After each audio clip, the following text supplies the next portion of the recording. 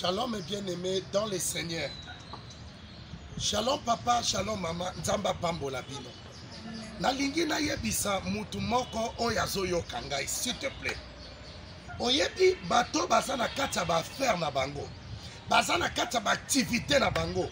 Mwasi moko mobali moko aza na kati ya ba affaire misala na ye. Aza na temps ya ko critiquer mutu te. Mutu aza na vie na ye, azoluka ndenge nini na olia, na omela, na osala faire simba ndenge nini.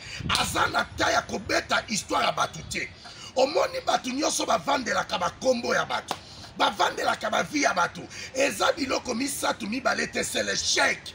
Bato ba échoua, nde bavandela bakombo ya batu. Oyebi échec, muto ya échoué na vie. Amonaka baninga nyonso bato bakisi. Muto ya échoua na vie, amonaka nyonso kindoki. Muto ya échoua na vie, akofuta biya longwe Belgique pa ki otonga mutu na France. Akofuta biya longwe France pa ki otonga mutu na Canada. Bato ba échoua na vie, basilisaka unité pona bakombo ya bato. Omoni bato nyonso ba kritikaka yo. O bakenda kotonga yo, kokanilifie bango eloko mibale misatu te. C'est l'échec qui ba échoua. Ti ba vandela komono ba échoua ba eloko osala te. Ba yebi ke so ba vandeli komono te ba olia te. So ba vandeli komono te mo ba vivre za te. Ba échec ta. Et si to eba bino bo critique abatu. Bo tonga abatu, bo qualifier abatu mabe, bo échoua. Oza muto échec. Yango tinda que tout critiquer batu.